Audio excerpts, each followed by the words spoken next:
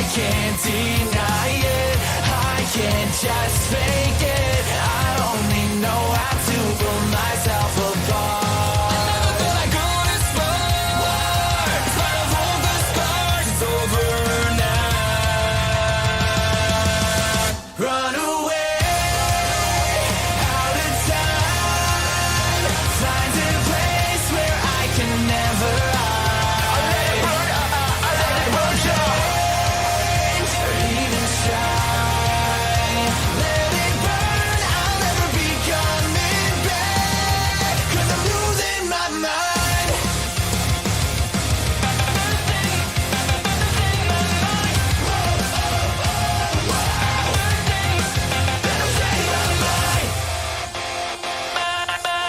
Don't call my name, don't wait for me. I will not play this dirty game anymore. I never thought I'd go this far.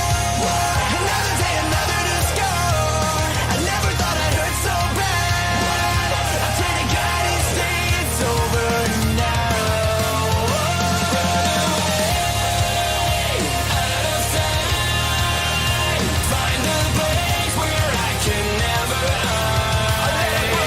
I let it burn, change or even try. Let it burn, I'll never be coming back. 'Cause I'm losing my mind. I'm losing my mind. Running out of time. I hope it's a party will save me. I'm losing my mind. Running out of time. I'm hoping somebody will save me.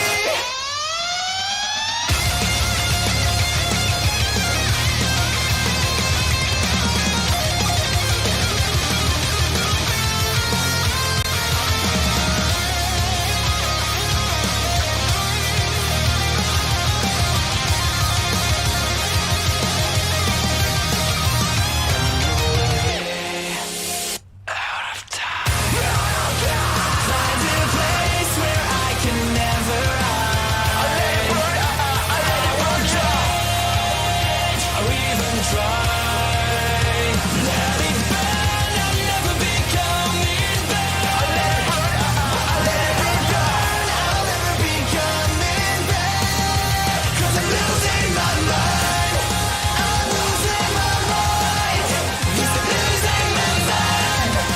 I'm hoping somebody will say losing my mind.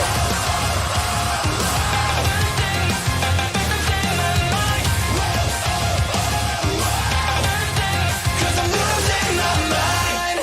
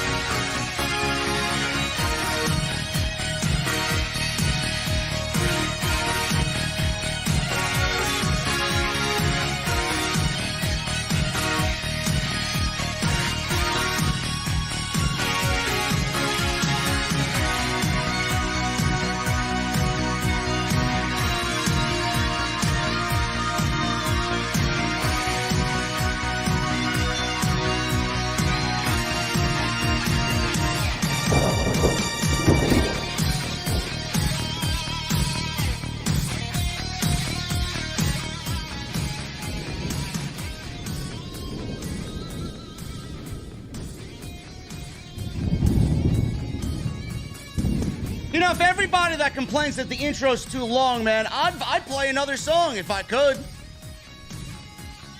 What you guys don't see is me rocking out in the Mustang while I'm waiting for everybody to get on in here.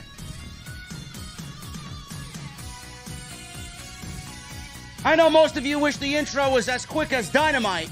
Not gonna happen. I don't change for anybody. But Dynamite, quickest 2 hours of your pro wrestling week, man. Went by like that. Anyway. it was a great setup show for next week's AEW Grand Slam. Will AEW hit a Grand Slam like they did last year? Only time will tell, but the card Tony Khan is setting up looks like an absolute banger. We got 2 tournament matches tonight. One in the beginning, one at the end. Both told great stories, and they made everything going into next week feel important. MJF, as usual, cut a scathing promo on Jon Moxley, ripping into him about going on vacation, ripping into him about his alcoholism, ripping on Albany for being poor. But did Tony Khan make things a little too predictable for next week? And we got a name to the faces on who helped MJF at All Out. Stokely Hathaway let us in on all the information that I asked for specifically last week, and I love it. Ladies and gentlemen, we're going to the venue tonight. I'm in no mood. I'm in no mood, man. Don't piss me off tonight. Jesse's not here. I'm flying solo. My beverage is cold. And I only got one question for you guys tonight. What the fuck are you guys drinking? I'll see you over there.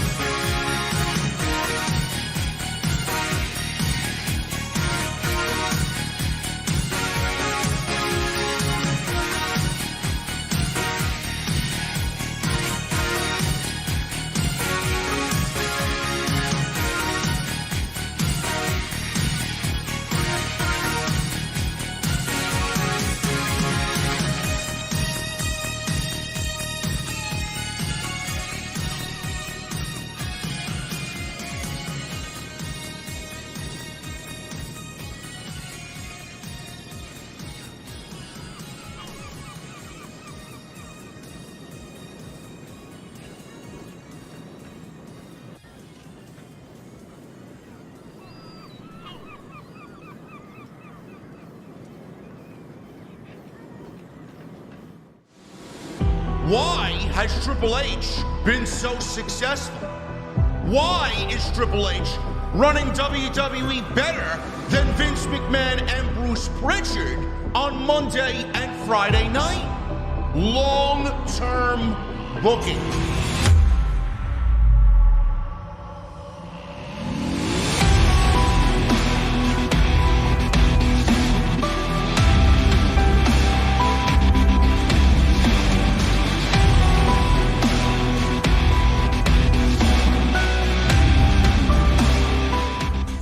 What is going on, guys? Thank you so very much for joining me right here on Off the Script. And yes, there is a new intro. You guys wanted a new intro, so my boy Dustin gave you a new intro. This is your AEW Dynamite post show for September 14th, 2022. I'm your host, JD from New York. As always, coming to you from the OTS Beer Garden. Thank you guys so very much for joining me on your Wednesday evenings, wherever you may be. Yes, the updated intro. It's not a slight or a snide towards Tony Khan in any way. I just needed to get that updated because it's been a little outdated. Bruce Pritchard and Vince McMahon are not running WWE anymore. And when Tony Khan gets that ship righted, maybe we'll have 2 intros. Maybe we'll have one for Wednesday, and maybe we'll have one for Monday and Friday with Triple H. So let's get everything back on track before we start praising Tony Khan like we used to do. Not like he's doing a bad job, but a new intro is absolutely needed. If you guys are asking in the chat, I have to make mention of this because normally I don't fly solo on Wednesday nights. If you guys are wondering where Jesse is not going to be on the show for at least a few weeks until he gets better and recuperates. Right now, he's in the hospital. I know he's in the chat. If you guys are following Jesse on social media, you guys will have known what is going on with Jesse. He's in the hospital. He said it was A-okay for me to mention why he was in the hospital. He is there in regards to his Crohn's disease. And he's getting better, and he is good. Obviously, he's good. He was sharing booty meat on Twitter during Dynamite, so I know he's in good spirits. So the guy will be home before you know it. He'll be back on the show. Before you know it, he'll be eating tacos, as shitty as they may be, before you know it. So Jesse is going to be away for a couple of weeks. Sucks to be you guys. You got me all by myself. Oh, man, look at that. I'm sure you guys are thrilled about that. But prayers to Jesse. We love Jesse, and Jesse's going to be back better than ever. So get well, Jesse. AEW Dynamite tonight, man. I thought it was a great show. A soft, great show. Did it feel a little, I would say, lackluster in parts? Yes. But Monday Night Raw has felt lackluster for the last several weeks. I don't know what it is. Maybe it's our expectations seemingly more than what they should be. I don't know. But by no reason or no means was tonight's AEW Dynamite a bad show. In fact, it was a very focused show.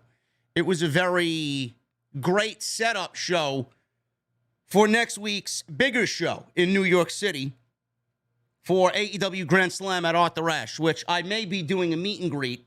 I just got to get word back from the venue on where we're going to be meeting and greeting and drinking whiskey and having fun. And I should hear back from them tomorrow at some point. And I'll announce that on social media for you guys. So if you want to come on through right before Arthur Ashe, should be a great deal. It's going to be right in the vicinity. It's not going to be the same place it was last year. It's going to be right in the vicinity. And it's going to be a classy, classy place. So hopefully I will see you guys there next week. Great setup for Arthur Ashe.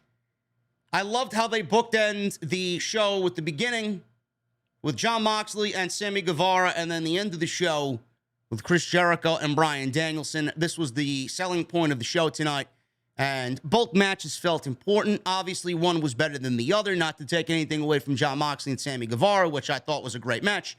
Jericho and Bryan had a great match. They had a much better match than what we got at All Out. The story was better. I feel like this had a little bit more importance to it, which is why I liked it as well. But that's what you get when you got two consummate professionals in there, two great in-ring storytellers like Bryan Danielson and Chris Jericho in the ring, in the main event. For something like that, for the right to go to Arthur Ashe and wrestle for the AEW World Championship. So that was great. Those two matches really sold it for tonight's Dynamite. MJF. We have MJF, obviously. He's the most must-see act on television right now, in my honest opinion. Not taking anything away from, some of the great stars that we'd see on Monday and Friday. But MJF, to me, is the most must-see act. Anytime he is on, you're going to drop what you're doing and you're going to listen to the man speak. We all know MJF is incredible at his job. MJF cut a scathing promo on Jon Moxley tonight. And great as it may sound, I feel like it might have been too direct to Jon Moxley. I hope Tony Khan is in the mindset of unpredictability. I don't want to go into next week's show with the predictable outcome of Jon Moxley on my mind, winning the World Championship for a third time. That's not something I want, especially somebody, like Bryan Danielson being on the opposing side. I hope that the match next week is as unpredictable as could be. We got the Daniel Garcia aspect that we obviously will know come into play. We got the MJF aspect coming into play. He's not going to be in New York City at an AEW show and not be on Dynamite. So we know he's going to be there. Hopefully Tony Khan has something devised and something up his sleeve where it does come off as a memorable show for everybody involved. Does MJF cash in? I don't know. He does have that chip, that poker chip, which gives him the right to challenge for the World Championship at any time he wants. Could be next week. We don't know. So only time will tell with that. But I love that promo. Every promo that MJF cuts is fantastic. And then we got MJF giving the lead to Stokely Hathaway. And we finally got an understanding as to who these men are, what the name of the group is, and why these men are here all joined together, and what is their relationship with MJF. We asked for this last week, and lo and behold, we got it this week. Loved the fact that they gave Stokely Hathaway time to tell us why he did what he did, and even tied up loose ends as to when he came in. He's not a publicist, he's not a manager, he's not this, he's not that. He was basically coming on in here to blackmail everybody and get ahead and form this group that is now known as The Firm. Some people might not like it. I think the name goes fucking hard. I think it's great. The Firm. That's what they are. That was a great segment. Some of you might have thought it went too long. Some of you might not know Stokely Hathaway from his Malcolm Bivens days in NXT, and before Malcolm Bivens, Stokely Hathaway on the independent scene. I thought this was a great segment. He's a great talker, a great character, and he's going to get every one of those men over as a heel, and he's going to get this faction over to where it needs to be. That's how good he is. I thought this was fantastic stuff. Jungle Boy and Jay Lethal, they went one-on-one tonight. And a lot of people were scratching their heads over Keith Lee and Swerve Strickland. I don't understand why. Swerve Strickland and Keith Lee Swerve In Our Glory against the Lucha Brothers for the AEW Tag Team Championships tonight. As impromptu as it was yet another banger by Lucha Brothers and Swerve In Our Glory. I'm going to go over why this match happened tonight. And it's not really a secret as to why this match happened tonight, because I think we all know the outcome of next week's match with the Acclaim. And I just basically gave you the answer without giving you the actual answer as to why this match happened tonight. And I got news. I got news on suspensions coming out of All Out that now were erased. They are no longer suspended. People, a part of that melee at All Out, not suspended any longer. And we'll go over what those names are. Obviously, the culprits, the main individuals in this brawl, are still suspended and injured. But those that tried to break up the fight, no longer suspended. So we'll go over that. Got new stories on that. And we are in for a very good evening, folks. Thank you so very much for joining me on your Wednesday nights, wherever you may be. Tonight's show sponsored by my great friends over at Established Titles, man. I don't know if you guys know, but I am Lord JD from NY. I have documentation to prove it. I am a lord. Like Lord William Regal. I am now a lord. You guys can be a lord or a queen if you so choose. EstablishedTitles.com/script or EstablishedTitles.com and use code SCRIPTS. You guys can be on your way to joining me in this lordship, in this kingdom known as Off the Script. We'll go over my friends over at Established Titles a little bit later on in the show. Follow me on social media, guys, at JDfromNY206. That's Twitter, Instagram, TikTok, Cameo. Thank you for all the support on social media. Thank you to everybody tweeting along with me tonight during AEW Dynamite. Hit that subscribe button down below. Turn on the bell for notifications. I need 1,000 likes, minimum. No questions asked. I need 1,000 likes, minimum, on tonight's post show. So make sure you guys hit that thumbs up. If you enjoyed what Jamie Hayter wore to the ring tonight, I'm gonna need you to hit that thumbs up. I mean, I make it easy for you. I mean, come on, man. It's like a fucking layup. Come on. hit that thumbs up. Go check out all the other content that you might have missed this week. We did an extra yesterday on Roman Reigns and the complicated situation with Roman Reigns. It ain't no fucking complications here, motherfucker. I told you exactly what needs to be done and who should be involved. Go check it out. Monday Night Raw review up there as well.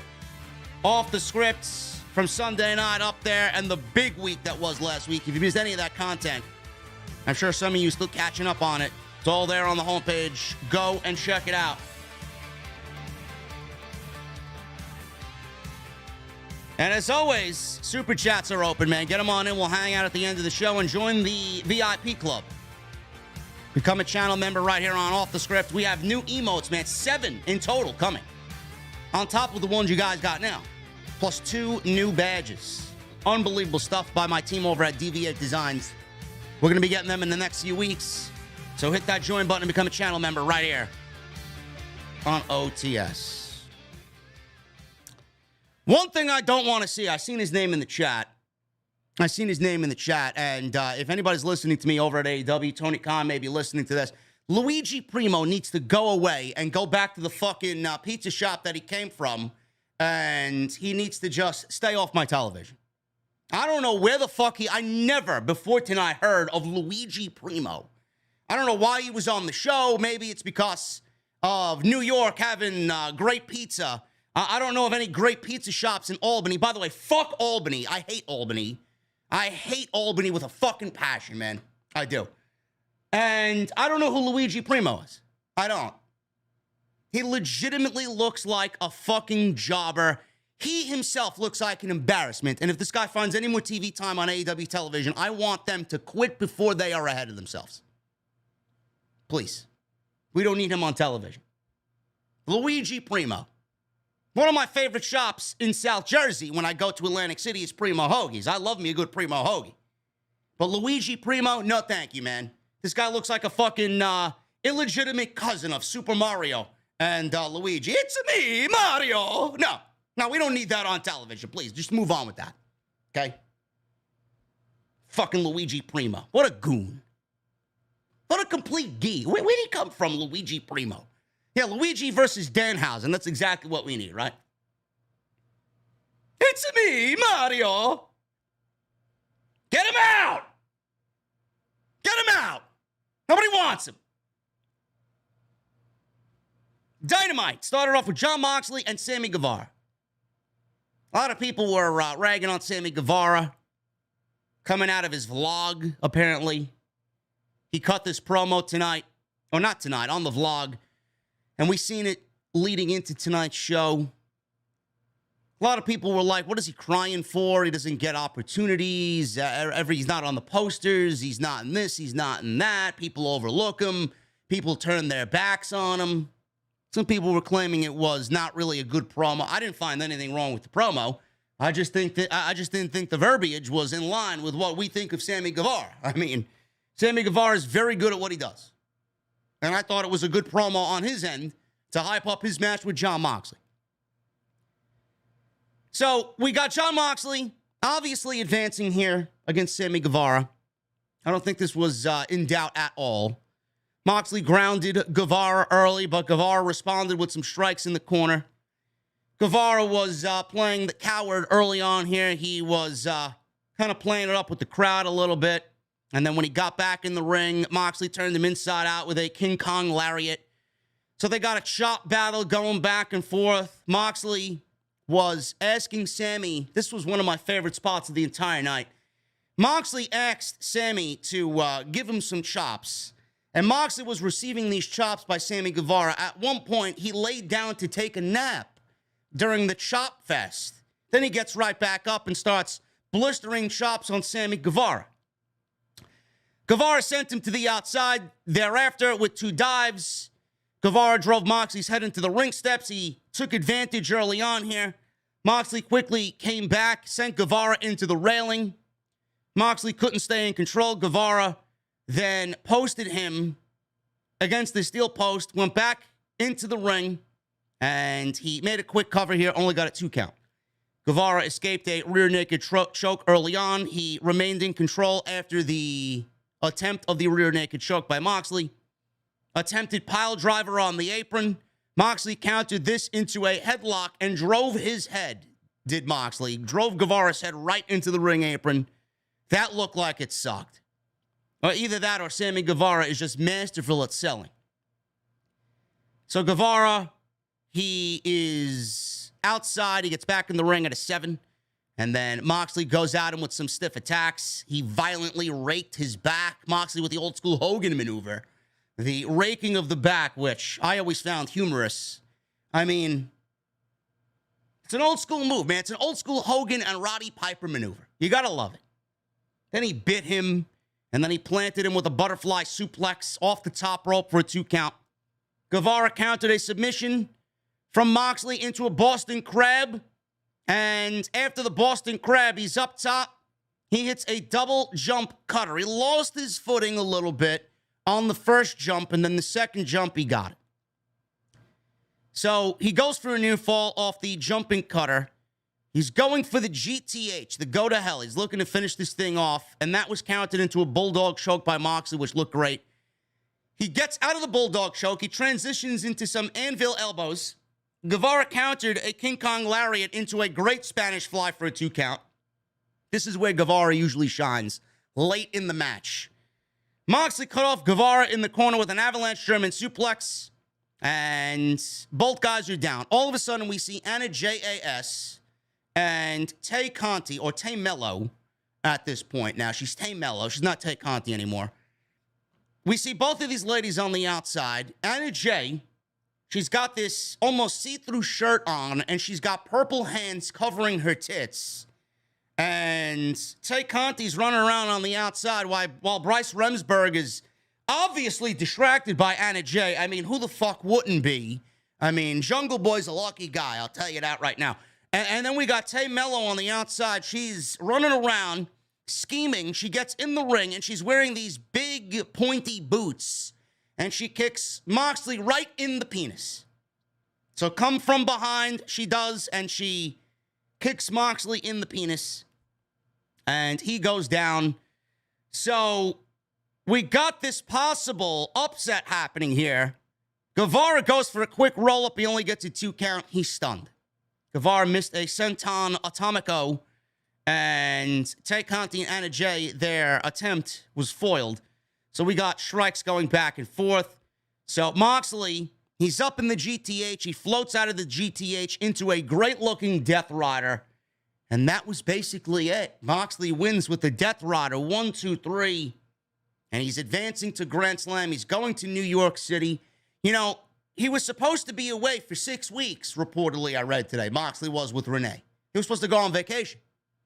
His vacation now is possibly winning the World Championship in New York City at Arthur Ashe Stadium. I thought this was a fun opener. I thought this was very good. I think that Jon Moxley and Sammy Guevara have very good chemistry together. And it was basically academic from before even the bell ringing. There's nobody in that arena that did not expect Moxley to not win this thing. Everybody knew he was going to win this. Sammy Guevara put up a fight. Sammy Guevara, obviously his day will come. And Moxley's going on to wrestle Bryan Danielson, as we will talk about a little bit later on in the show. So Moxley is one half of the main event at this point. Excellent open to the show. Made it seem important, and the right guy won. All of a sudden, MJF, Excalibur says MJF was causing a scene backstage. He demanded a microphone, so we go right to commercial break. We go and come back from the commercial, and MJF's music plays. And he's walking down the aisle, screaming at Albany. He wants his theme music cut off. And he's got something to say. He's got something to say to Jon Moxley after he just advanced to Grand Slam. He told the fans that MJF, keep your fat mouths shut. He says he hasn't slept in 7 days since he went toe-to-toe with Jonathan last week. He said he saw the look in his eyes. The man with no fear, right? You have no idea how much that pisses me off, the fact that I look at you and you have no fear. He said he's not the same kid that he crossed paths with back in 2020. You're not going to see MJF 2020. You're not going to see a presidential podium out here and all this other nonsense. Not by a long shot. I'm a different guy. He then told Moxley, I'm not playing a character, Jon. You are. He said Moxley is as much of a joke as these schmucks in the crowd. He said he read his book and he quite liked it. He said he especially liked the part about his childhood. So the fans in Albany are like Moxley, uneducated, poor, white trash scumbags, and Moxley got bullied. He said when that happens and causes people to put up a front, he said fans can chant his name all they want. Love when heels do that, so the crowd obviously starts chanting Moxley, Moxley, Moxley. They may buy your shtick. You can chant his name all you want, but I'm not buying it. He says he knows he's still the same scared, poor little boy. He says he's old enough to drown his childhood trauma in alcohol like a worthless drunk. He said he'll give him credit for beating the habit. Then he yelled at some fat slob in the front row, shut your mouth, fat boy. And then this guy was obviously flexing his fat muscles to MJF. I'm sure MJF would fucking beat the piss out of this guy. He said it took fortitude, guts, and bravery to defeat his disease. He said his brain is more dangerous than Moxley's disease. He said bad things happen when people get in his way. And he said that applies to Danielson and Chris Jericho as well. So this is the first time that MJF is mentioning Bryan Danielson and Chris Jericho in a promo that has been predominantly about Jon Moxley coming out of last week's stare down. So they at least were mentioned here. How they factor into this, I don't know. He told Moxley to take his vacation that he was planning and skip Grand Slam. He said the AEW title is his title, no matter what happens at Grand Slam. He said Moxley told a story as well when he came back from his rehab about the alcoholism. Told a story about a demon after his stint in rehab. He said that demon told him he didn't deserve anything he accomplished since he left the slums of Cincinnati. He said he will soon find out, if he doesn't tread lightly, that he is that demon. MJF is the demon. And I'm a demon you cannot slay, MJF says. Says he wanted to get down to business, which he said the fans wouldn't understand because they're so poor. He then introduced Stokely Hathaway and The Firm, the men who helped secure the poker chip at All Out. He said Stokely Hathaway is his best friend. So this is Stokely Hathaway and The Firm. At this point, MJF had The Firm in the ring, and he exited the ring after a scathing promo about Jon Moxley with a brief mention of Bryan Danielson and Chris Jericho. Before I get into what Stokely Hathaway said, which was a whole different segment, it was one segment leading into another, I want to focus on MJF here. MJF mentioned predominantly Jon Moxley, which is fine. They have history.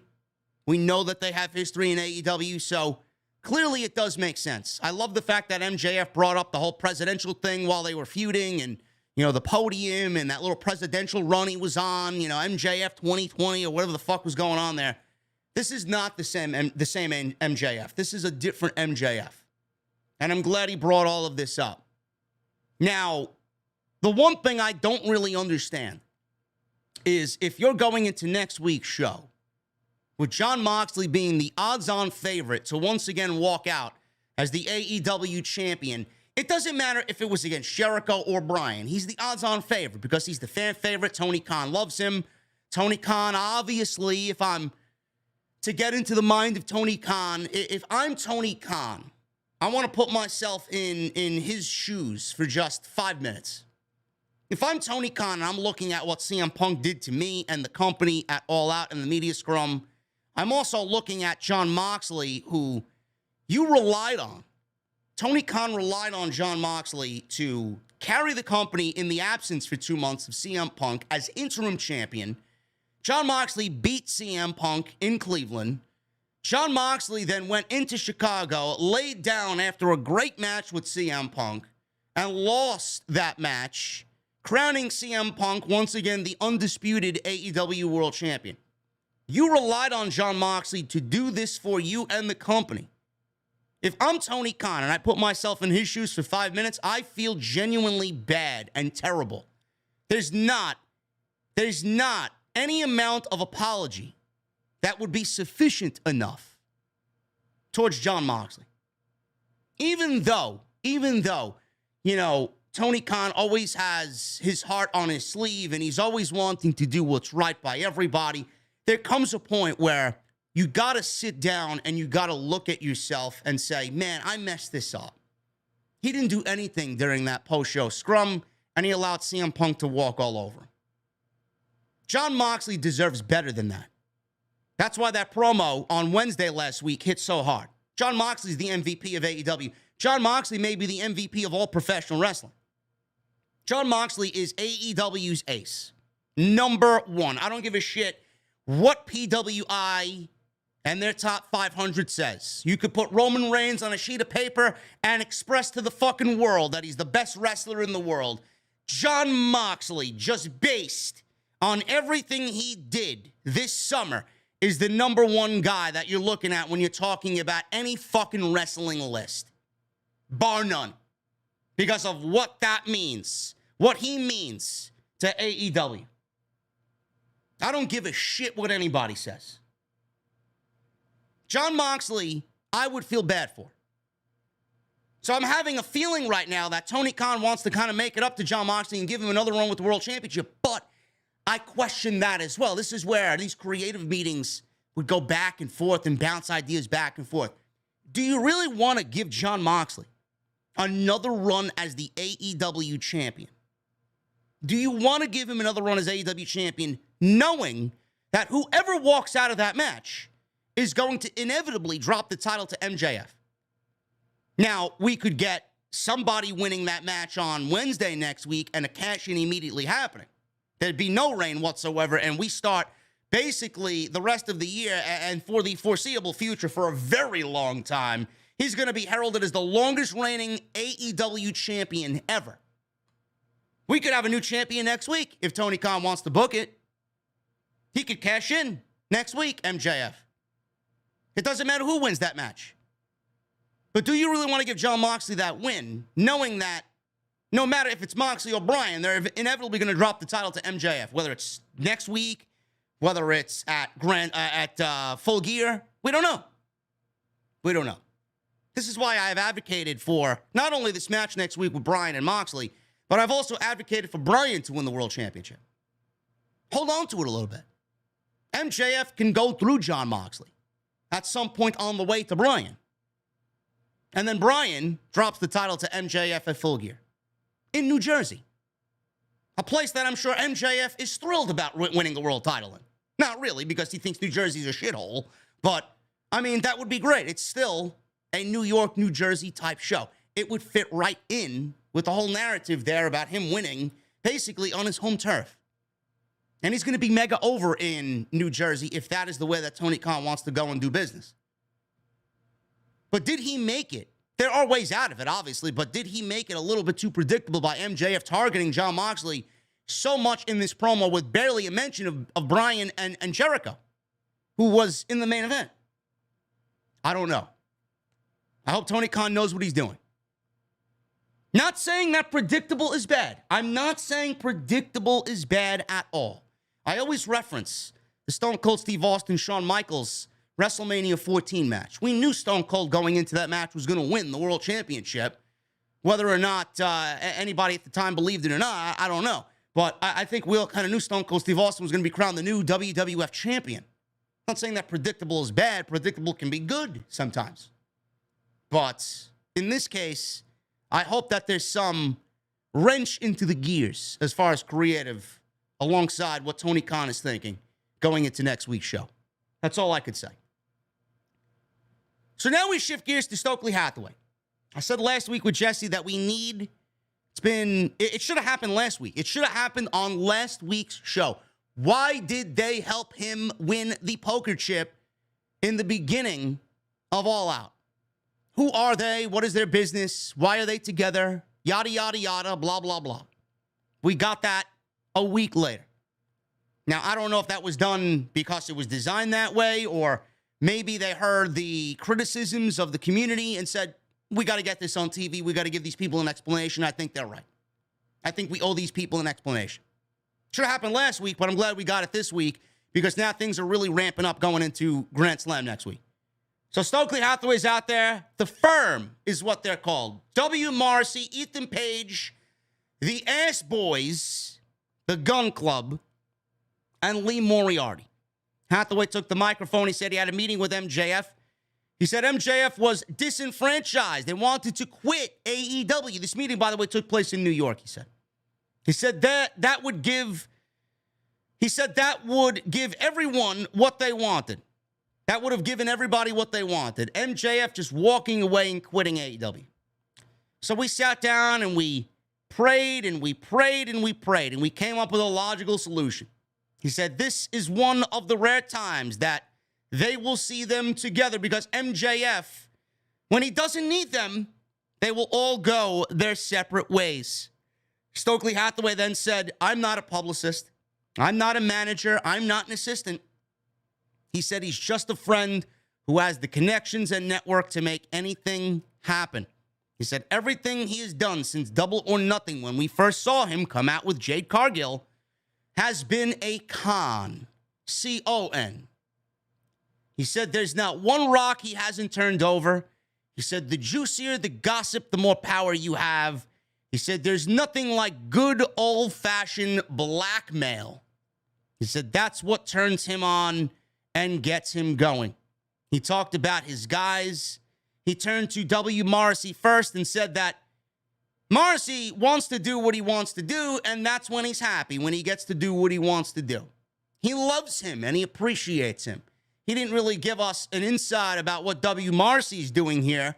I think they kind of dropped the ball on that, but we'll see what we mean or what he means by W. Morrissey does whatever the fuck he wants. I don't know. Everybody else got an explanation. Everybody got something as far as reasoning goes. So he loves W. Morrissey. He wasn't having at it. He hugged him, and then he goes back and says, I told you I love you. He said, I know. He mouths away from the microphone, does W. Morrissey. So then he goes over to Lee Moriarty.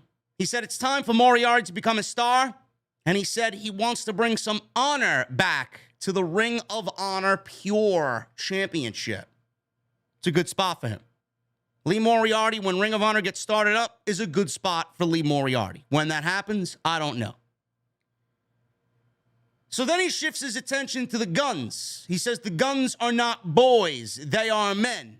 Obviously, the crowd is chanting, "Ass boys," at the Gun Club. They're not having at it. He said they no longer wanted to walk in the shadows of their old daddy. He said everyone will learn to take them seriously.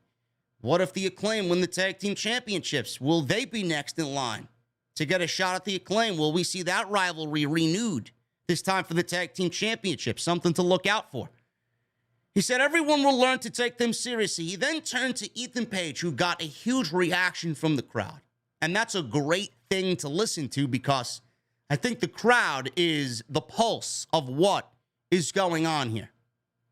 That crowd reaction, hopefully somebody in the back, hopefully Tony Khan and Gorilla heard that. People want Ethan Page. People want more Ethan Page. People want Ethan Page to get an opportunity. Ethan Page is too good to be sitting in fucking catering. You know, if Josh Alexander, his old tag team partner, could be the face of Impact and have banger after banger after banger matches, Ethan Page should be the same fucking way on AEW television.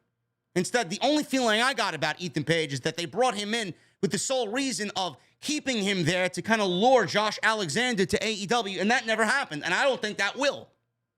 So you got Ethan Page now. You signed him to an extension. It's about time he gets on television, and in a prominent way. And I love what they said here. He's from Canada. Ethan Page is from Canada. He said now he's going to focus his attention on the All-Atlantic Championship, and that title that PAC is holding.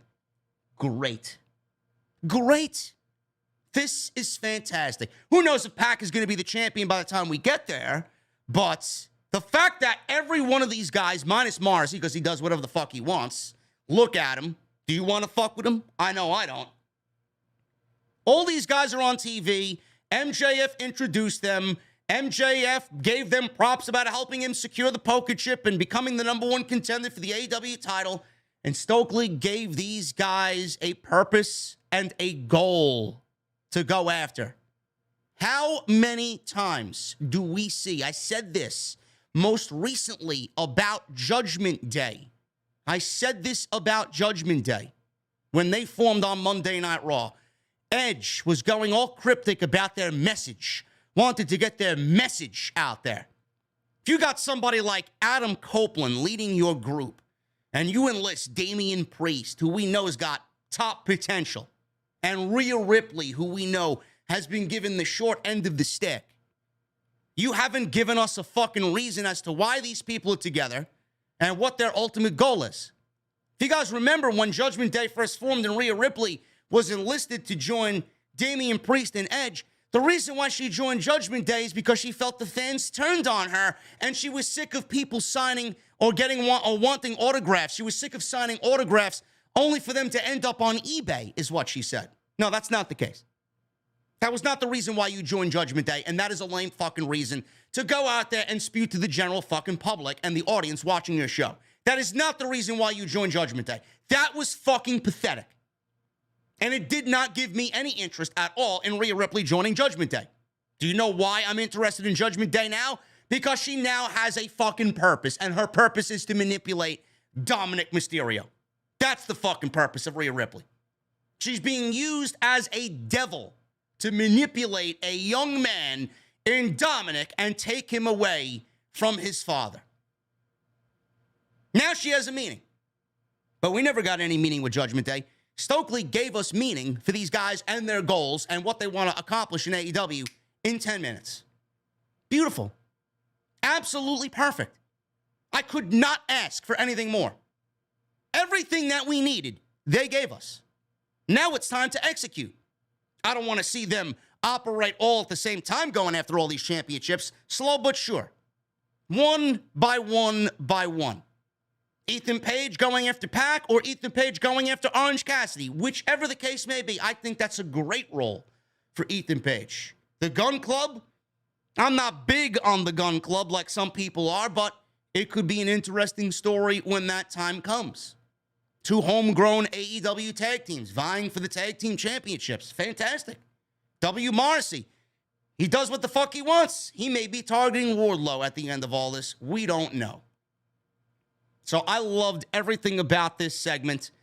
And MJF, obviously, just getting all that out about Jon Moxley was always great. I could listen to the man speak for the entire 2 hours of this show. And I loved everything that Stokely did here. This was fantastic. Jungle Boy. He went one-on-one with Jay Lethal. Apparently, this was an open challenge. Jungle Boy said things need to get back on track. So he signed an open contract for anybody to meet him in the ring tonight. Sanjay Dutt then accepted the challenge on behalf of Jay Lethal. So we got these two in the ring. Really no heat or no build going into this match. It was basically just something to keep Jungle Boy on the burner while Christian Cage is out attending to his injury. And we're building towards Jungle Boy, I'm assuming, against Luchasaurus at some point before Christian Cage gets back to action, which will be a very long time. So I don't know how they're going to continue this storyline. They may have Jungle Boy run through Luchasaurus and get the upset victory. That's going to be very tricky. That is going to be very, very tricky. How are they going to maneuver that? They're basically in a no-win situation there. There's no way they can do that match and have a good payoff. The payoff was Jungle Boy beating Christian Cage. The payoff was not Jungle Boy beating Luchasaurus. Not after we now have a solid idea as to what he's doing. He is an evil dinosaur. They basically have no clue as to what's going to happen there. I do not want to see Jungle Boy beat Luchasaurus. That would be one of the most counterproductive maneuvers that AEW has ever given us in 3.5 years. Not a good look. Not a good look. So we will see what happens there, but in the time being, he's got to remain hot And a win over Jay Lethal is what they expected, or what they wanted, or what they thought would be good for Jungle Boy here. Very good match. Jungle Boy's very good, as always, and Jay Lethal's fucking great. So you got a great wrestling match out of these two, but no heat behind it, because it's an open challenge. I'm not a big fan of open challenges. I think open challenges are lame. I think open challenges are basically throwing your hands up in the air and saying, you know what, we're just going to throw a match out there. It's basically telling the fans, we don't have anything planned, so we're just going to give you a great wrestling match. Just fine. There's no heat. There's no heat to it. So the bell rings. We got a little bit of a back and forth between these two. Jungle Boy controlled the action. Lethal tried for a figure four, but he was sent to the outside. Jungle Boy wanted to dive, but Satnam Singh stood in his way. Sanjay Dutt ran around to distract, but he did eventually, and this allowed Lethal to hit a backbreaker on the top turnbuckle on Jungle Boy. Lethal was in control, and Jungle Boy exploded out of the corner at one point to turn Lethal inside out with a lariat. Commentary was putting over coming out of All Out and how it could still be hurting him or hampering him. The fact that he got burned on that steel grate at All Out because of the chokeslam by Luchasaurus. So I like the fact that they're still selling that. I mean, that's not going to be a 2-week get over it type of thing. So they were selling that. So they start throwing forearms at each other. Jungle Boy sold his back because of the backbreaker spot on the turnbuckle. He was going for a suplex, sold his back. Jungle Boy then avoided a lethal injection attempt into another lariat and a beautiful brainbuster. So now we're in the corner. Lethal recovered, hit a side Russian leg sweep off the second turnbuckle. They were jockeying for position up top, and that was what was there. A side Russian leg sweep off the second turnbuckle. Jungle Boy countered yet another lethal injection, but Lethal countered a kill switch into a lethal combination. Tope Suicida from Lethal, which looked great. That led to a spot in the ring quickly off the top rope with a top rope elbow drop. He got a near fall off the macho, oh yeah, elbow drop. Jungle Boy blocked a pump kick, got the snare trap. Sanjay Dutt, he was on the apron again. He got knocked from the apron as Lethal tried a figure four. Jungle Boy countered into another snare trap, and he actually got the submission victory over Jay Lethal. Jay Lethal taps out. Again, not really much to discuss here on top of what I've already stated. This was basically Jungle Boy. As far as Tony Khan's mindset, we got to keep him hot. We got to continue giving him the momentum that he needs coming out of this feud, which right now is suffering from the unfortunate injury, real-life injury, torus tricep, to Christian Cage. But like I said, the question is, what are we going to do with Luchasaurus? Is Luchasaurus going to feud with Jungle Boy? And how are you going to maneuver that? Who's going to walk out the victor there? You don't want to bury Jungle Boy, but you also, in no way, shape, or form, can make a situation where Luchasaurus is taking a pinfall. Nobody will ever believe in that character again. Not to say Jungle Boy is bad and he can't beat somebody like a Luchasaurus, but right now is not the right time. It's going to be tricky as far as creative on how to manage all this because of Christian Cage's injury. Alex Marvez is backstage. He says he couldn't wait for Grand Slam. He introduces the Big Apple's premier pizza maker and wrestler, Luigi Primo. It's me, Mario. Get him out! Get this guy off TV, flipping around a fucking fake dough. I'll take mine with sausage, pepperoni, or mushroom and olives. I love mushroom and olives. If anybody wants pineapple on their pizza, Otis, I'm going to need you to get them the fuck out of here.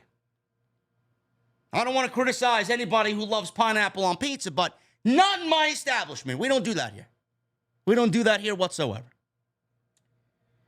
So all of a sudden, Ethan Page comes in and boots, it's me, Mario, out of here. And then Danhausen walks up. No cursing. He didn't do none of the cursing. He didn't curse Ethan Page. Page issued a challenge to the jester of AEW for Friday's Rampage, and Danhausen accepted. Danhausen didn't realize that Ethan Page just said he was a court jester and that he would beat the shit out of him on Friday night. Jesse just texted me before we get into the next segment. Got to take my meds and go to sleep. Love you all. Thank you for all the well wishes. Much love to the OTS family. Jesse's going to bed. Jesse is going to sleep. Bro, you need any more motivation to go to sleep, just turn on Impact Wrestling, bro. You'll be asleep in seconds. Nobody watches Impact Wrestling. I mean, who the fuck watches Impact Wrestling, man? What? Bro, listen, man, the sound of the fucking 3 people clapping along inside that Impact zone, they'll have you knocked out in seconds, bro. Believe me, take my advice. Take my advice. Impact. Nobody watches Impact Wrestling, man. Come on, you fucking comedians, man. Give me a break. Nobody watches Impact. We got a Darby Allin video package. Darby Allin video was shown from his work with the Nitro Circus this past weekend, backflipping a tricycle. Matt Hardy puts him over and called him one of his greatest rivals. Matt Hardy challenged Darby Allin to a match on Rampage to scratch his way back to the top. Does anybody have any interest in seeing Matt Hardy wrestle solo? I know I don't. And it's going to take more for Matt Hardy to get back to the top, scratch his way back to the top, than beating Darby Allin. Give me a break. You want Rampage to be a great show. That's not it. That's not going to make it happen. Powerhouse Hobbs, he defeated Matt DiMartino. Sounds like he should be working for It's Me, Mario, with a name like DiMartino. This match lasted about 4 seconds. This match was so short that the spine buster that Hobbs gave this guy busted Will Hobbs open. That's how devastating the spine buster was. 1, 2, 3, and that is it. I think we are well beyond Powerhouse Hobbs squash matches. This is actually now beneath Hobbs. I enjoy a good squash every now and then, but you got to do the squash when the squash makes sense. You got to do the enhancement matches when the enhancement matches make sense. I don't know what they're doing with Powerhouse Hobbs, but clearly the feud with Ricky Starks is not over yet. After the match was over, he got on the microphone, so we got some mic time here for big Powerhouse Hobbs. Fans are chanting, "We want Ricky, we want Ricky." He was bleeding from the mouth because of that spine buster. He said he beat Ricky at All Out.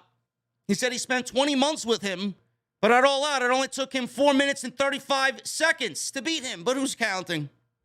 Who's counting? He said that chapter is closed, so it's time to open up a new chapter in the book of Hobbs. I like that. I like that a lot, man. The book of Hobbs is something that's going to get over big time. I guarantee, I'm speculating here. I'm speculating here, man.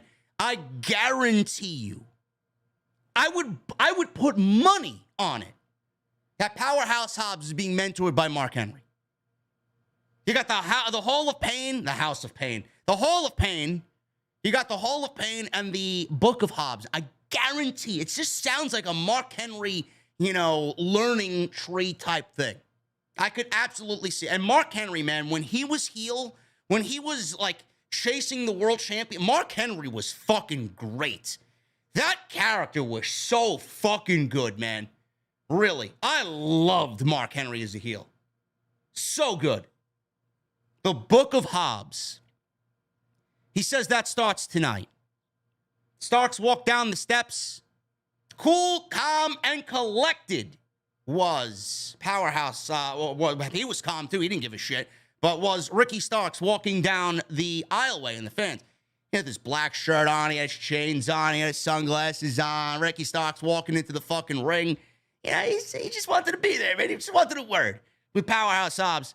He walks past security, he jukes them out, and then he gets into the ring. They start throwing fists.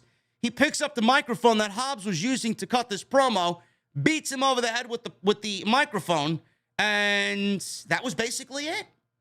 That was basically it. Hobbs retreated, and it looks like we're getting another one-on-one. So Hobbs may have won in 4 minutes and 35 seconds, but we may be getting something along the lines of a rematch somewhere down the line. Whether it happens at Grand Slam next week, maybe. Maybe it happens on the Rampage portion of Grand Slam. Or maybe we get it at some other point in the next couple of weeks with a little bit more weeks of build. I don't know. But it looks like we're getting a rematch between these two, which I think is great because they obviously deserve more time than just 4 minutes and 35 seconds. The Lucha Brothers. They are the Trios champions along with PAC, who's also the All-Atlantic champion. They are the challengers for Swerve In Our Glory, Swerve Strickland and Keith Lee. This is an AEW Tag Team title match. Why? I'll tell you why in a second. This match was great. It went about 10 minutes, but this match was really, they stuffed a lot into this thing, and it just goes to show you how great the tag team division is in AEW. Still their strongest asset as a company. So we got a very quick start here with Strickland and Penta. Penta was going at it with Strickland. Strickland did a handstand in the ring to evade a maneuver from Penta, but Penta kicked him right in the midsection. He wasn't having any of that shit. Assisted splash by the Lucha Brothers. That's the move where Penta rolls Phoenix onto his opponent. That looked great. So they are in control. And now they got Strickland in the corner. So Hurricane Rana off the top rope. Phoenix then tried a chop exchange with Keith Lee after he was tagged in, and he got destroyed because nobody wants to run into Keith Lee, and Phoenix is a lot smaller than Keith Lee, obviously. Lucha Brothers swing the Tide back into their control, and Lucha Brothers gain control here with a dive to the outside. Lee eventually steamrolled Phoenix into his corner. Strickland tagged in, immediately started mocking Penta. Phoenix spun out of a gory special into a comeback. Big spin kick. Made the hot tag to Penta. Phoenix was caught by Lee off of a dive, and he lawn darted him right into Penta, as Penta had just hit Made in Penta on Strickland. Penta then tried for a fear factor, but Strickland slapped Penta and tagged in Lee. This is where things broke down. This was fucking great. Phoenix tried a crossbody again on Lee. He was caught and just thrown around, ragdolled. Strickland and Lee then tried their corner powerbomb double stomp, but Penta, he put a stop to that, which allowed Phoenix to hit a huge Spanish fly off the top rope. Penta then hit a fucking Canadian destroyer on Keith Lee that popped this crowd bigger than anything in the entire 2 hours of the show. Got a holy shit chant. Strickland shoved Phoenix off of the top to the floor. Lee hit the BBC, or what he calls the ground zero now, for the 1, 2, 3, and that was it. Swerve In Our Glory beats the Lucha Brothers in a tag team match. Now, I know people are probably asking themselves a couple of things. Number one, why would you put the Lucha Brothers in a tag team title match so soon after they just won the Trios Championships on last week's show, in a title match this week, a title match that they were never going to win? I don't know. I think the Lucha Brothers and Death Triangle as a trio are over to a point where they can suffer a loss like this. It might have looked a little bad just based on the logic of it, but I get why they did it. They did this match tonight because we are absolutely, no doubt about it, getting new tag team champions next week, which I feel bad for Swerve In Our Glory, but it was never meant to be a full-fledged, oh my God, they're going to go on a 2-year tear reign. It was never meant to be that. Swerve In Our Glory is going to lose those tag team championships next week to the Acclaimed. The Acclaimed is at a point right now where they are molten hot, and you need to put the titles on them because this is what the fans want. You have to listen to the fans, as the fans are the heartbeat of any pro wrestling company. If you don't do what the fans want, it's not a good look. WWE did that for decades, and look at where it got them. Triple H is outshining everything Vince McMahon did in 8 weeks compared to Vince McMahon's last, I want to reference the last 5 to 10 years. Vince McMahon made a mockery out of that fucking company. And Triple H is doing everything he can to give the fans exactly what they've asked for, all those things that they've asked for that went unheard. We are absolutely getting new tag team champions next week. And we're also getting Swerve turning on Keith Lee. Did you guys hear Swerve get that reaction tonight when he came out? He usually comes out with his theme music first. Keith Lee comes out to his theme music. Keith Lee got a babyface reaction. Swerve got a heel reaction. Swerve is turning on Keith Lee next week, and that is going to be the reason why they lose those tag team championships, and the Acclaimed are crowned. The uncrowned champions will be crowned in New York City. But they needed a big win for themselves. They wanted to get that match out of the way because I'm assuming that might have been on the table, and it's a great match. Two great teams, great match that we got. They needed a big win. They got a solid win over the Lucha Brothers. They go into next week's show, lose the tag team titles. Lucha Brothers are unfazed by this, and they are still the trio champions. And they're not going to lose anything from this at all. So I love this, and I'm very much looking forward to that match next week. It may be the match of the night, like it was at the pay-per-view. One of the best things of the entire year was that tag team match with Swerve In Our Glory against the Acclaimed at All Out. They will duplicate that next week. Can't wait. Max Caster came out. He came out, theme music hit. Everybody thought he was going to rap. He said, shut the music off. No rap by Max Caster. He told Strickland to stop nut-hugging every famous person he knows. And if he interrupts his rap again, he's going to beat his ass. He told him to roll your partner, Keith Lee, to New York City next week so they can become the AEW Tag Team Champions. Anthony Bowens closed with, everybody loves the Acclaim, scissor me, daddy ass. Now, I said this to somebody while I was watching the show tonight. I don't know if the plan from the beginning was to take Billy Gunn from the Gun Club and put Billy Gunn with the Acclaimed, but the oddball pairing that it was, that I don't think was ever meant to be, has been one of the most genuine pairings in all of AEW history.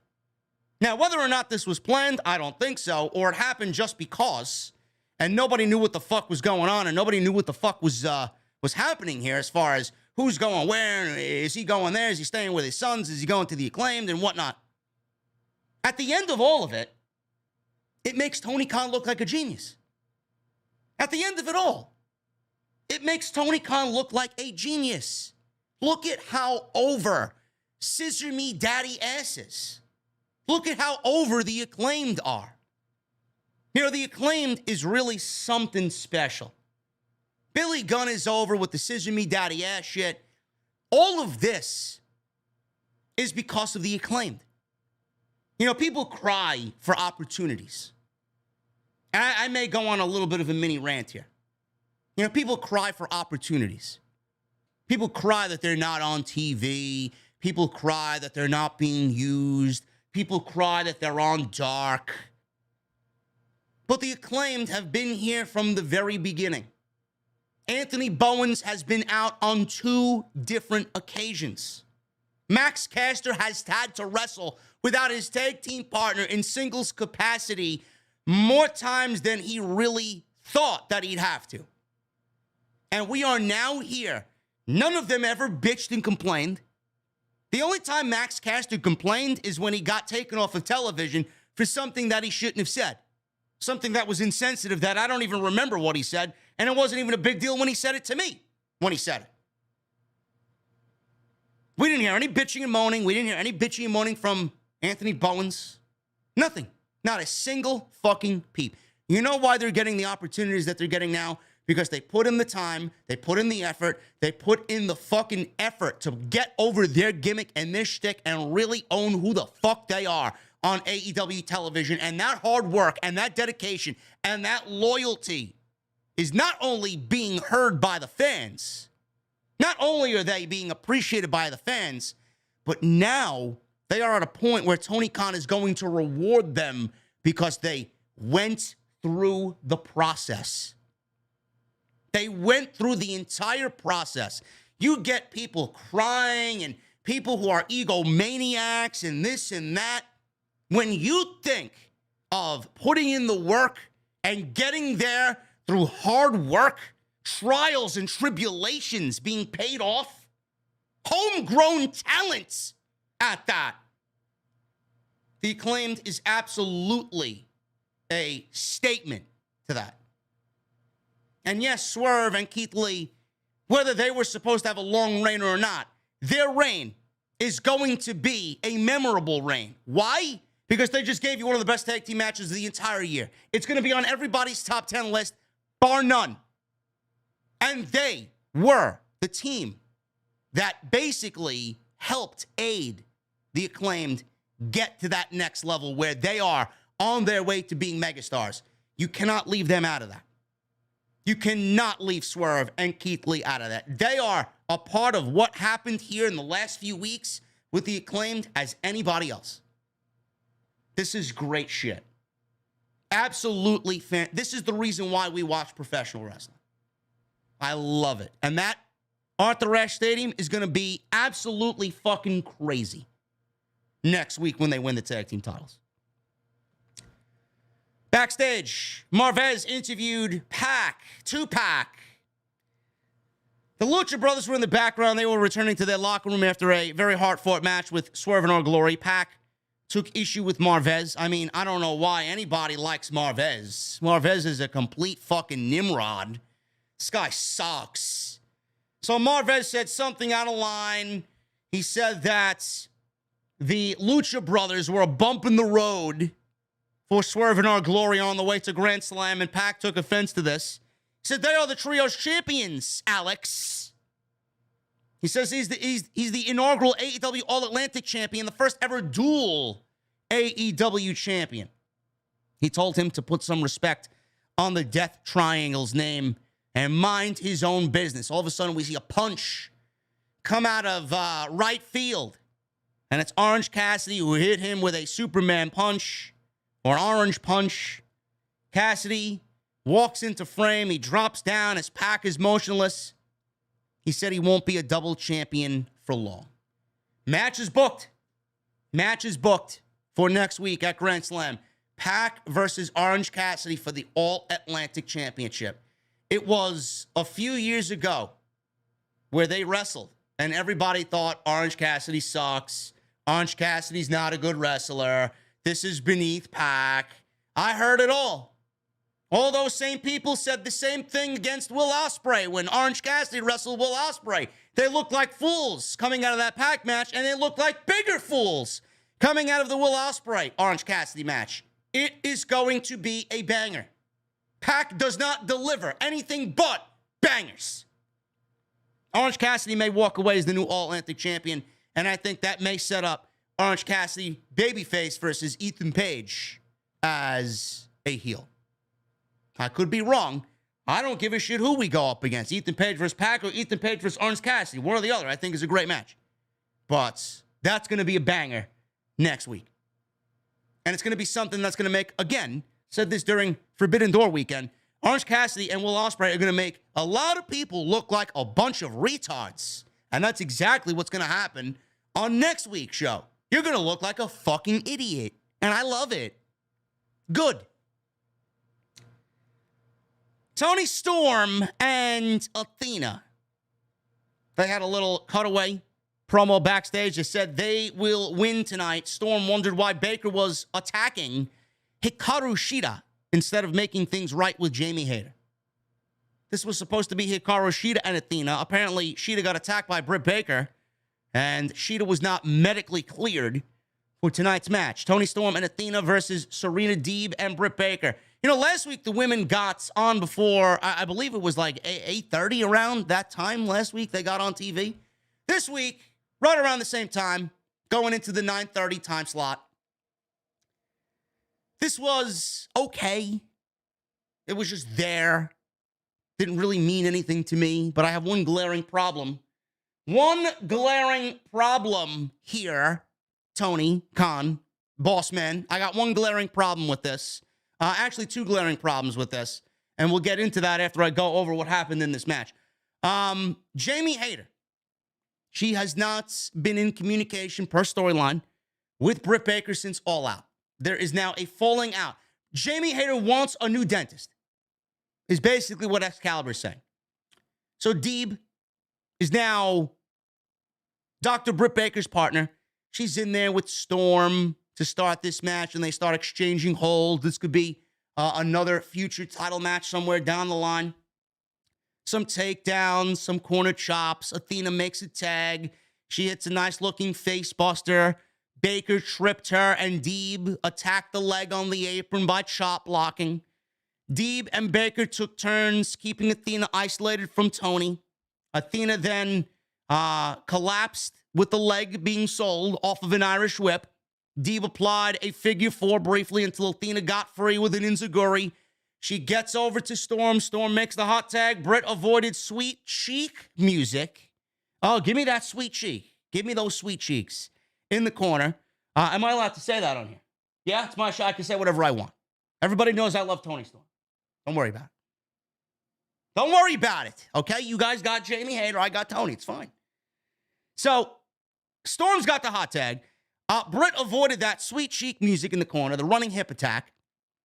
On the outside, Storm used Deeb as a launching pad to hit a tornado DDT on Britt. Baker recovered, hit a sling blade, and Athena and Deeb made the tags. Both of them come on in. Deeb countered a springboard into a cross-arm breaker. Athena powered Deeb up, hit a Meteora. Storm tagged back in. Deeb rolled through a crossbody into a single leg crab. Did not want to let go. And is just taking shot after shot after shot from Athena. Match broke down. Baker slammed Athena into the ring steps while Storm countered a Deeb tox. So Rebel's on the outside. She was out there with Britt Baker. She's talking to the referee. Deeb sent Storm into Baker on the apron, who's holding up a chair in between the ropes. Deeb then obviously used this distraction to take advantage, and Serena Deeb, off of the distraction and Britt Baker using an illegal object, pins the interim AEW Women's Champion. After the match is over, Baker and Deeb beat down Athena and Storm. Jamie Hayter ran down, and everybody thought that she was going to save Toni Storm and Athena. She took the chair and used the chair on Toni Storm, and nobody knew why. Baker is standing there puzzled.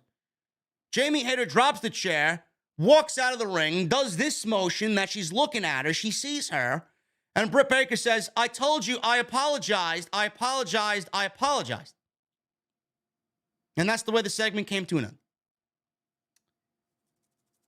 I got two problems with this. Boss man TK, I got two problems with this, okay? I gotta take a sip of my cold beverage before I get into this. Hold on. We got two problems with this. Number one, Toni Storm just won the Women's Championship at All Out 2 weeks ago. Why is she being pinned in this match? Why? The one thing that I said, and I don't want to raise my voice because I'm really not in the fucking mood to even bitch and complain tonight, but I'm gonna be a little boisterous here. Why is Toni Storm losing this pinfall here? Why is she the one taking the pinfall in this match as women's champion? And we just got done ranting about how Thunder Rosa's title reign was a complete fucking failure. Some great matches thrown in there, but the substance, it will be remembered for nothing. Thunder Rosa's title reign will be remembered for nothing. Britt Baker's title reign was remembered for nothing but that Thunder Rosa match because it helped launch both women. Other than that, I can't tell you about anybody else. Riho, Shida, Nyla Rose, I can't. The women's division is fucking garbage. The women's division is booked like shit. This women's division, with the talent that they possess, has a better women's division than Friday Night SmackDown. I'm not going to go out there and say that it's got a better women's division than Monday Night Raw. I mean, they're pretty stacked over there. But you could easily compete with Monday Night Raw, and you have a better women's division than SmackDown does. The fuck is the problem here? What is the problem? The one thing that we wanted was substance. I said this coming out of the fucking match when Toni Storm won that fatal four-way at All Out. What is going to change with Toni Storm as champion now that Thunder Rosa relinquished the title and we're now getting a new champion? She was supposed to lose the championship anyway. If she wasn't hurt, she was set to drop the championship. What is going to be the difference if you take the title off of Thunder Rosa and put it on Toni Storm. What is going to be different with Storm as champion? Obviously, we got our answer. Nothing. Nothing. Why? Out of all the fucking times that champions lose in AEW in a non-title capacity, I can count them on one fucking hand. You single-handedly made the one mistake that you shouldn't have tonight. Why? Oh, but JD, it was through cheating. I don't give a fuck how it happened. The champion shouldn't be pinned at all. I don't know why a match like this is made. Why? Did we need a tag team match? Athena can't take the pin. She's got to look strong. She deserves a fucking chance in this division. The fuck did you bring her in here for? She's one of the best that you got. Somebody that never got an opportunity where she formerly worked. Now she's over here doing what? What is she doing? Can't have her lose. She already lost to Jade in 4 minutes. You gave her the responsibility of putting over Jade. You asked her to do that, and she did it. Now you want to make a match where, yes, obviously she's the right outcome to take the loss, but you can't really have her lose. Toni Storm can't be pinned. Serena Deeb, I mean, she hasn't done much of anything. What the fuck does it matter if she loses, right? I don't understand. The ending of this match did not make any sense creatively. Britt Baker and Jamie Hayter are the ones feuding. I don't know why Jamie Hayter couldn't factor into the fucking match and cost Baker and Deeb the match with Deeb taking the pinfall.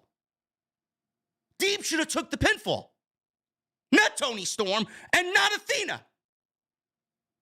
What are we doing with this women's division? Then you book a tag team match in this capacity. Does it make any fucking sense? Can they coexist? Only to do a fucking fatal four-way again next week at Grand Slam, and we just had a fatal four-way at All Out with Toni Storm winning that match. Can they coexist? Right into another fatal four-way. The booking of the women's division clearly is being written by a bunch of 3-year-olds that don't know any better. Why? I don't get it. The women's championship is on Thunder Rosa. It goes to Toni Storm. And now Toni Storm's taking a pinfall. And Toni Storm is the women's champion. And the most important storyline in all of AEW's women's division is Britt Baker and Jamie Hayter breaking up. The most important thing in the women's division, the biggest story in the women's division, should be about the fucking title. Not a one-off feud to break up two people that team together. It shouldn't be Jade Cargill and her secondary title. It should be the AEW women's title. When are we going to get on that page? When?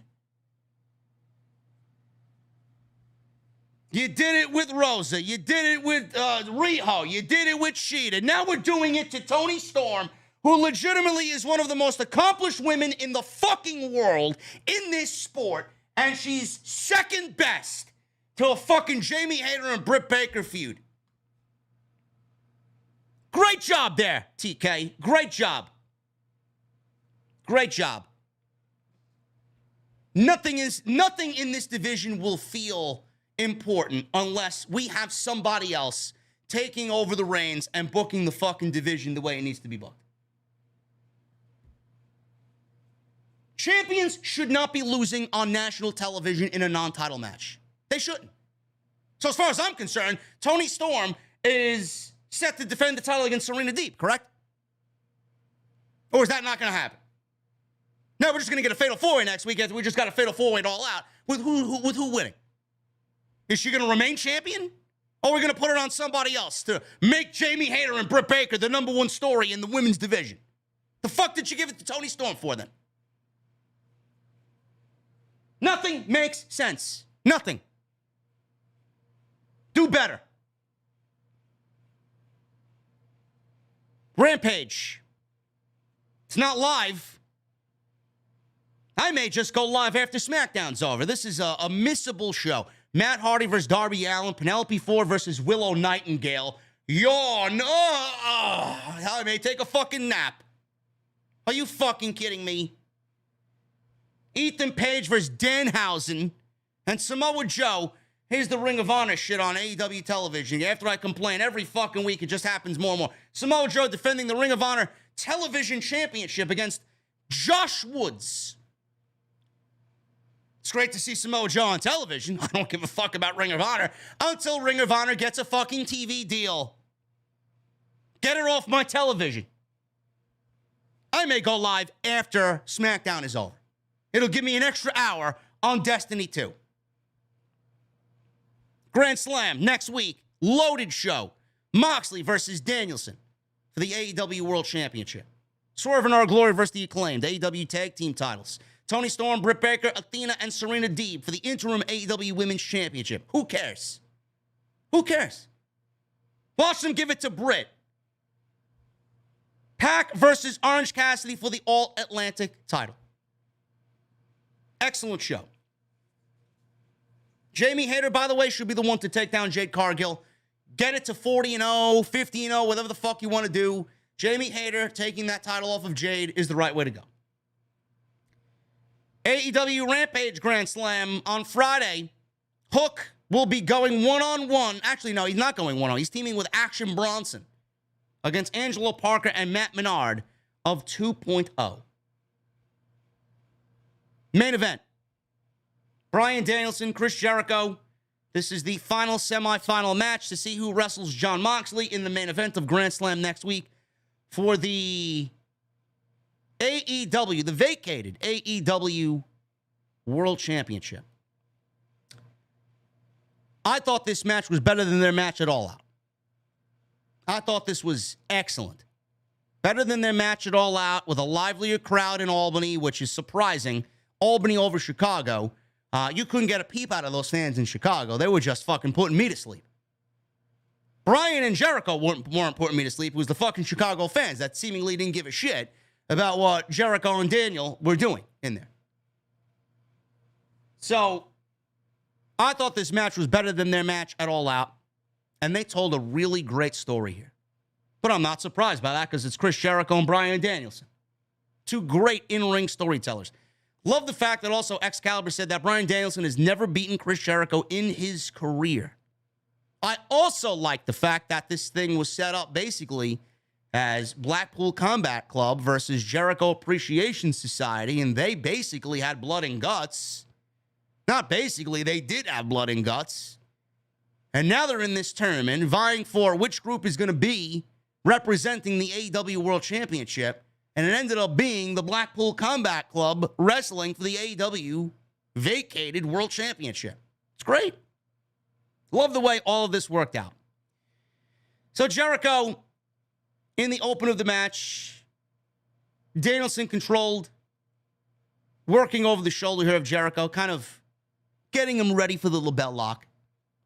Jericho was eating some yes kicks, ducked a big kick, and he got in there with a release German suplex on Bryan. Springboard dropkick, followed by a springboard crossbody, put Jericho in control on the outside. Jericho moves so good, man. At his age, which, he talks about finding a fountain of youth, man. I would love to know where the fuck that is when I need it. He looks fantastic. So we got a big slap battle here. Chop exchange. Both men's chest is what would be reminiscent of a chop battle. Jericho's chest at one point was all like, you saw the blood vessels popped in his chest. So both men's chests were beat red. Both men tried charging crossbodies, collided for a double down. Jericho slammed Danielson's head repeatedly into the mat. Obviously, that's got to be a spot. Knowing Bryan's history of head injuries, he wanted to take advantage. Danielson started doing push-ups to show that they did not have any effect on him. Jericho dropped Danielson with a lion salt for 2. Danielson moved out of the corner. Jericho ran shoulder first into the ring post. Jericho crotched Danielson in the corner. Hit a beautiful Hurricane Karana off the top. Jericho tried for a Judas effect. Danielson hit a snap German into a cattle mutilation. Danielson then started delivering the anvil elbows, but Jericho landed a shot to the head with some anvil elbows of his own. Danielson no-sold him. Nobody does the anvil elbows like Bryan Danielson. More chops here. Jericho hit a code breaker. Danielson came back with a Busaiku knee. More chops. This time they're on the apron. Jericho suplexed Danielson to the floor. Danielson all of a sudden started grabbing his ankle. Aubrey Edwards called for Doc Samson. He came over and Jericho tossed everybody away. Bryan wanted to take off his boot because it was obviously squeezing more pressure onto his ankle. They wanted to release that tension. Jericho saw this, his eyes wide open. He goes to the outside. He starts taking Bryan's boot off. He throws it away, takes the sock off, throws it away, takes his ankle, starts slamming it on the concrete on the outside. Jericho back in the ring, and he applies a heel hook, spinning toe hold. Danielson kicked out of an attempted roll-up. Jericho then locked on a figure four. Both men are now slugging it out. Danielson escaped, got the label lock on Jericho. Jericho fought out, but Danielson wrenched at the nose to get a better grip of the label lock and the tap out. And that was basically all that she wrote. So it was unbelievable the way the whole match ended. Danielson, he just turned everything around after the fucking spot with the ankle. And that was basically it. Bryan wins with one ankle, 1 foot. And this was a great main event. Like I said, it was better than the match at All Out. Better story. There was a little bit more highlighted of importance in this match. And the right guy won. And Jericho looked great. Daniel looked great. Excellent main event to what I thought was a solid, very solid AEW Dynamite show. Jon Moxley walked out post-match. They both were in the ring. Moxley stayed at the title, got in the ring, and shook Danielson's hands as the crowd chanted for both as the show came to a close. Loaded Dynamite show next week, and Grand Slam should be great. I don't know what the ticket sales or the ticket figures are for Grand Slam. I don't know if it's going to come anywhere close to what they did last year or if the interest is anywhere close to what it was last year. I mean, I don't know how it could be when you got Bryan Danielson, Adam Cole, and CM Punk all basically debuting at the same time.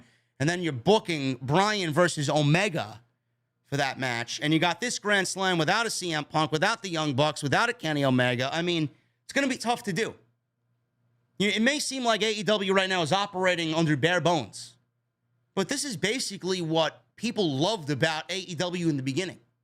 This. There's no drama. There's no ego. There's just wrestling and story. And that's it. If you're not enjoying this, then I don't think you ever really enjoyed AEW. Or maybe you're so disenfranchised with pro wrestling that you don't find anything enjoyable. This is basically bare bones AEW. This is basically AEW right at the beginning, in the beginning stages. They'll get those guys back. The Elite will be back. Paige will be back. I don't know what you want. It doesn't feel the same. It doesn't feel like you expect it to be. The show is obviously missing the big names, but that doesn't mean Tony Khan is not going to be able to put on a great show. The roster depth, it's got its pros and its cons. When everybody's healthy, it's tough to get everybody off TV. When shit like this happens, this opens up opportunity for those things to be a little bit more easygoing. Tonight's show flowed great. It didn't operate under 150 miles an hour. Things were able to breathe. We went from one match to the next segment, to the next promo, to the next match. Everything felt calm. That's the way I like my pro wrestling show. I don't like rush, rush, rush, rush, rush. We got to operate everything in this frenzy mode. It's not professional. This is a professional wrestling company. Things need to breathe. Things need time to be allowed to just sit and fester, and the fans need to just take it in. How are you going to go through one match and then right into the next segment and then right into the next match? And then they did a good job tonight. Everything but Luigi Primavera, whatever the fuck his name was. Chicken Parmesan. It's me, Mario. No, get him off TV. Get him out. Never want to see him again. And that is your AEW Dynamite post show.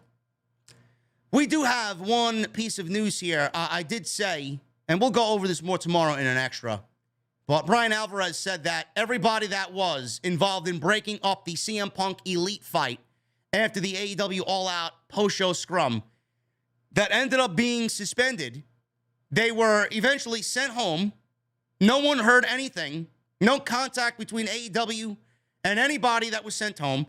They were all just sitting there, no idea what was going on. As of today, Brian Alvarez said on The Observer, I don't know everybody who is off suspension, but I believe that everyone who was involved in breaking up the fight is now off suspension.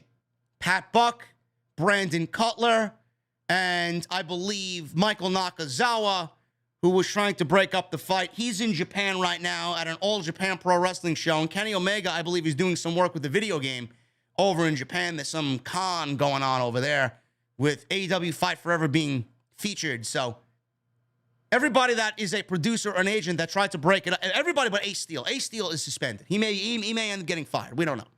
We don't know anything that's going on with Ace Steel, but everybody that was trying to break it up, like a Brandon Cutler, Christopher Daniels, he's in Japan as well. He may have been unsuspended.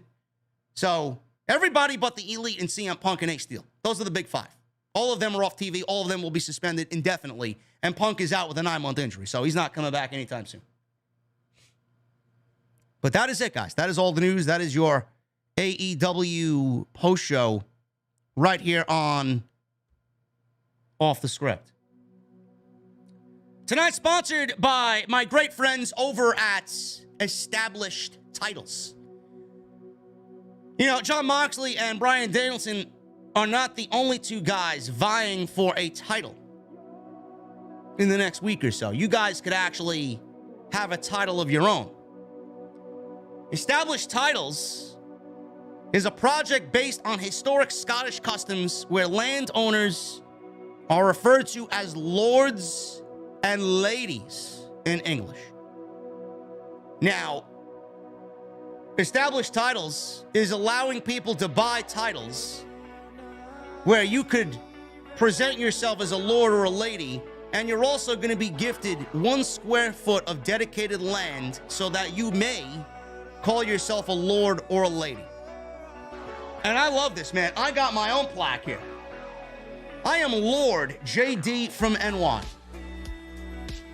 This plaque sits right on my wall here, man. I look at it every morning. I'm a fucking lord, okay? Who wants to join me in this kingdom of Off the Scripts? Title packs give you at least 1 square foot of dedicated land on private estates in Edelston, Scotland, with an official certificate, like I just showed you, and a crest. They plant a tree with every order, work with global charities, 1 tree planted and trees for the future to support global reforestation efforts. It makes a great gift. Christmas will be here before you know it. If you got a birthday coming up, if you just want to surprise somebody as just a thank you, makes a great gift. And if you guys want to do a couples pack, the couples pack comes with adjoining plots of land. So you guys can actually have plots of land right next to each other. It makes an amazing last-minute gift. Established Titles is actually running a massive sale right now. Plus, if you use code SCRIPT, you get an additional 10% off. Go to establishedtitles.com/script or use code SCRIPT at establishedtitles.com to get your gifts now and help support the channel. I pinned the comment at the top of the live stream chat, and it's in the description below. Go and check it out, man. I want to thank Established Titles for sponsoring tonight's show right here on OTS. Let's get into the Super Chats, guys. Joseph Taylor with a 5, a 5, and a 2. 2 things. Favorite John Cena match? And tomorrow will be 8 months I've been subscribed to your channel. Thank you, Joseph Taylor.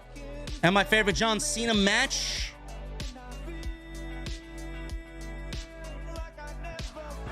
CM Punk and John Cena at Money in the Bank 2011. Me and Satnam Singh share the same birthday, 12/10/1995. Thank you, Joseph Taylor, for that. Fun fact, I didn't know that. The tag team title match, my match of the night. Yes. I enjoy Jericho and Bryan Danielson more, but to each his own. Tony Brown, my boy, Tony Brown. What is going on, brother? We got Tony Brown with a $4.99 super chat. There was meat. Definitely, he says. Oh, yeah. Plenty of it, bro. Jamie Hayter, Tony Storm, and Athena, bro. You can't get any better than that. Frank Aquilino with a $4.99 super chat. Great to see Athena on Dynamite. Need more of her. Britt needs to be away from the women's title for at least a year and make room for other women. I don't know why I have a feeling that Britt Baker's going to win the title back next week, bro. I don't know. Or maybe Jamie Hayter does something to ruin Britt Baker from winning the title and she retains the title. Does Tony Storm. I don't know. Thank you, Frank. Jet Set with a $14 super chat. Thank you, JD, for all the awesome podcasts. Found you a few years ago and I've been a fan since. I'm celebrating my 31st birthday today. Can I get an Angry Orchard and a Samuel Adams pumpkin ale? Jet Set. I love you, bro. Thank you for the 14, but we don't drink Angry Orchard in the venue, bro. And we don't have Samuel Adams pumpkin ale either. Even though I'm a fan of Samuel Adams beer, some of their more exclusive stuff, the trendy stuff and the supermarket generic shit, I don't like. But they got a pumpkin ale, man. I believe it's called Jacko Pumpkin something. Jack-o'-lantern. I don't know. You could only probably get it at the brewery, I think. That's the only place I found it. Fantastic. They also got a gingerbread ale as well for the Christmas season. Fantastic. What we have, Jet Set, is I could give you a Southern Tier Pumpkin. Or one of my favorites, Elysian Brewery, has a beer called Night Owl. Or Victory Imperial Pumpkin Ale. Or who else has a good pumpkin ale? Those are the only three coming to my mind right now. But I'm telling you, man, the fall season is the best for beer. This is my prime. This is my WrestleMania season for beers, basically. Thank you, Jet Set. Michelle Moran with a $2 super chat. Brian Jericho was good. MJF is going to screw Moxley. I hope so. I hope so. I want it to be as unpredictable as possible. Thank you, Michelle, with the $2 super chat.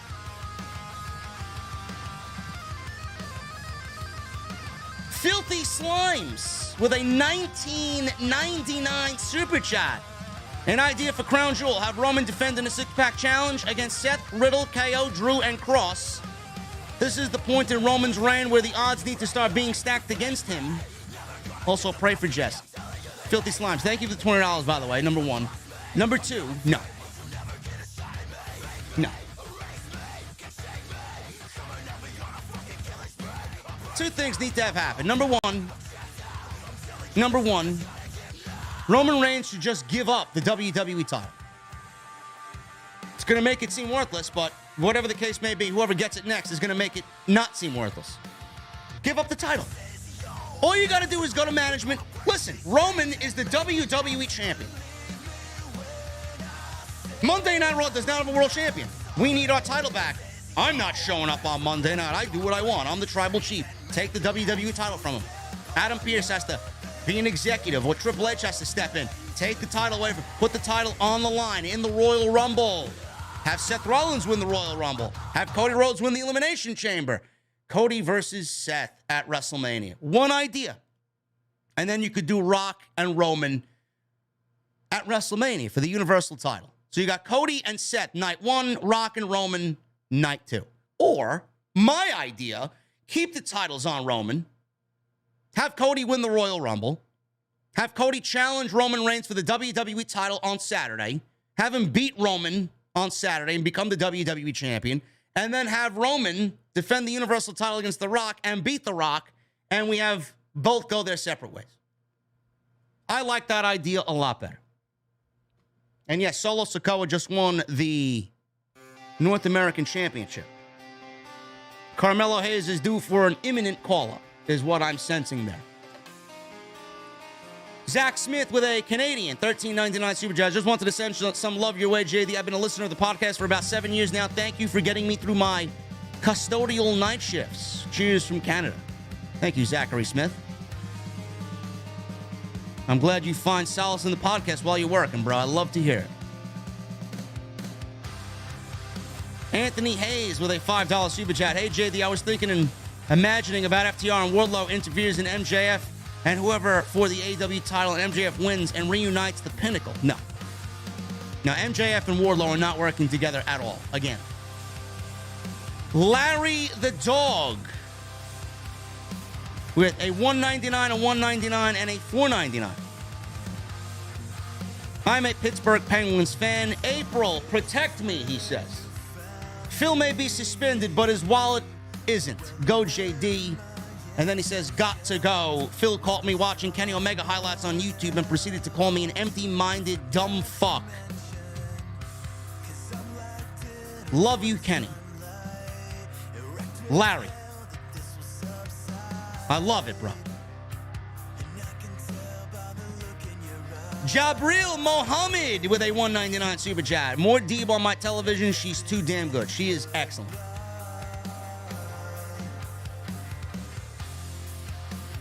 PMAC with a $5 super chat.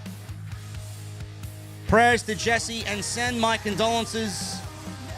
And my condolences. Just buried my 19-year-old cousin. Some jerk couldn't stand the fact that he was losing at a card game and shot him.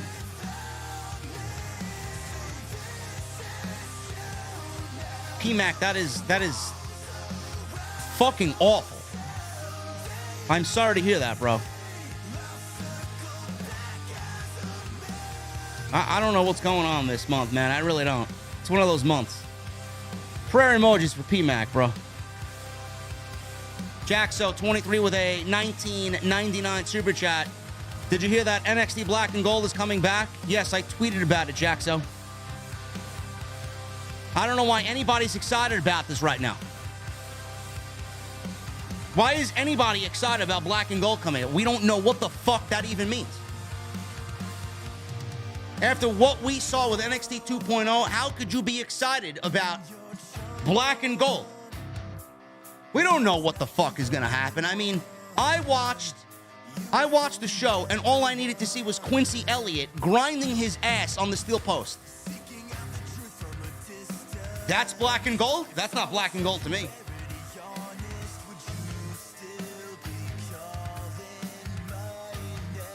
Also, I predict that they will hand the AEW Women's title to Britt Baker. Also, the Bloodline has more gold. Thank you, Jackson. Freebird with a recommitment, 14 months. Thank you, Freebird. Good show as always, JD. Can't believe I've been sitting VIP for 13 months. Freebird, you're going to get some new emotes in just a few weeks, bro.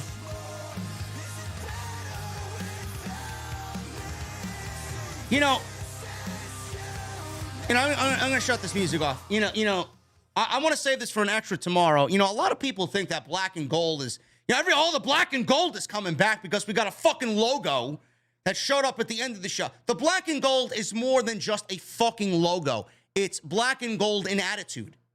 It's Black and Gold in presentation. It's Black and Gold in vibe. It's Black and Gold as far as an in-ring aspect is concerned. It's Black and Gold based on the fucking commentary and the thoughtfulness and the fucking hard work that Morrow and Nigel McGuinness put in. It's much more than a fucking logo. So I don't understand why people are so excited about Black and Gold potentially coming back. It's so much more than that.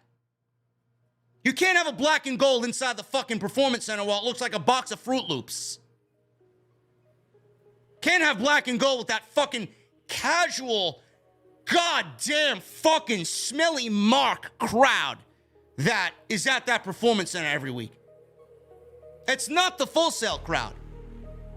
I want my heavy metal, I want my dingy and fucking basement-looking fucking nightclub-looking NXT. That is Black and Gold. That is what made us fall in love with it.